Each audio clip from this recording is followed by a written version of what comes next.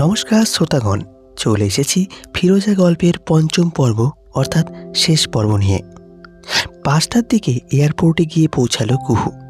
আরও 45 মিনিট পর plane take off করবে, আর 1 ঘন্টার মাঝে জেমি ও সাজিদের বিয়েও পড়ানো হবে নিশ্চয়ই। কবুল বলাটা শুনলে ভালো হতো, জীবনে কখনো আর পিছুটান হতো না। বিয়ে পড়ানোটা ভিডিও কলে দেখতে গিয়ে কুহুর 10 মিনিট লেট হলো। দ্রুত সে রিসেপশনে গেল। এক্সকিউজ মি, বোয়িং 787 প্লেন কি টেক অফ করে ফেলেছে? ইয়েস।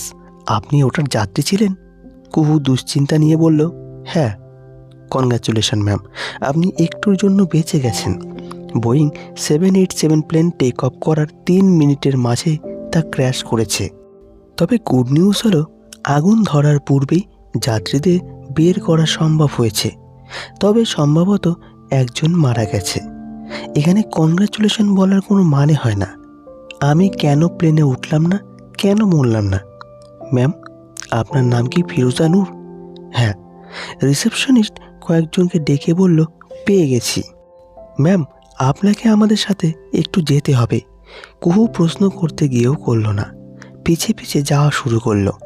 কিছু মানুষের কান্নার শব্দ পাওয়া যাচ্ছে, তন্মধ্যে একজন পুরুষ মানুষও আছে। কুহু যত আগাচ্ছে তার পা তত কাঁপছে। মানুষটি কি তার পরিচিত? কুহুর হৃদস্পন্দন বাড়ছে।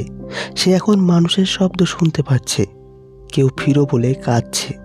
সবাই কি তাকে মৃত ভাবছে নাকি? ফিরো তো সাজিদ ডাকত, তবে কি সাজিদ কাঁদছে? সে তো কাঁদার মানুষ নয়। হ্যাঁ, সাজিদই কাঁদছে। এটা সাজিদের আওয়াজ। কুহু দৌড় দিল আওয়াজ অনুসরণ করে। সে সাজিদের ঠিক পিছনে এসে চুপ করে দাঁড়িয়ে রইল। আমার এক ছোট্ট ভুলের জন্য এত বড় শাস্তি দিও না ফিরো। আমি তোমায় ছাড়া থাকতে পারবো না। তুমি আমার কথা শুনতে পাচ্ছ না ফিরো? প্লিজ ফিরে এসো। আমি সবই শুনতে পাচ্ছি। সাজিদ দ্রুত দাঁড়িয়ে জড়িয়ে ধরল, বাচ্চাদের মতো কাঁদতে লাগলো। সাথে কুহুও কাঁদছে। কি করছো সাজিদ? তোমার বউ দেখলে খারাপ ভাববে। আমার বউ তো তুমি। মিথ্যে বলো না, তোমার বিয়ে হয়েছে জেমির সাথে। হয়নি। আমি যে কবুল বলতে শুনলাম, অন্য কেউ বলেছে। মিথ্যে বলছো তুমি। দূরে থাকো আমার থেকে।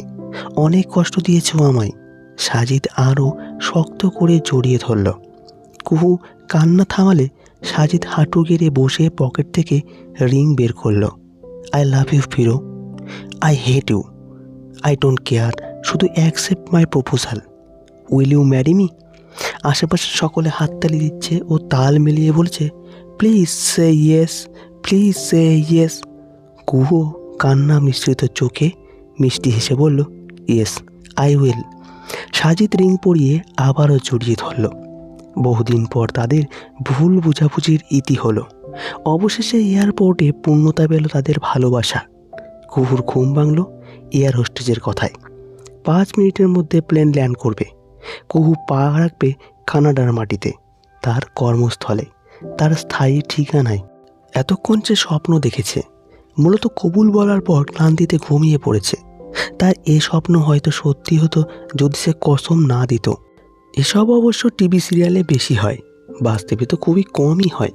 তার জীবনেও হলো না, সেও পূর্ণতা পেল না। জানলার বাইরে মেঘ দেখতে দেখতে কুহু বলল, আজ একজোড়া পাখি পেল পূর্ণতা। শুধু আমারই মাঝে রয়ে গেল এক গাদা শূন্যতা। কখনো আর তোমায় চাইব না যে আমার না, তাকে চাওয়াও ঠিক হবে না। সত্যিই আজ বহু অভিযোগ হচ্ছে নিজেকে নিয়ে। কেন আমি পূর্ণতা পেলাম না? আমার জীবনের ইতি কি সুখময় হতে পারতো না? একটা মানুষের জন্য কেন সে নিজের দেশ, শহর, পরিবার ছাড়ল? কি দোষ ছিল তার মায়ের? সে তো চলে এলো, তার মাকে কে দেখবে? বোনেদের যে বিয়ে হয়ে গেছে। আচ্ছা, তার মার কথা নাই বাদ দিলাম, কুহু কি কখনো স্বাভাবিক জীবনে ফিরতে পারবে? সে তো ছেলেদের সহ্যই করতে পারে না, বিশ্বাসঘাতক মনে করে।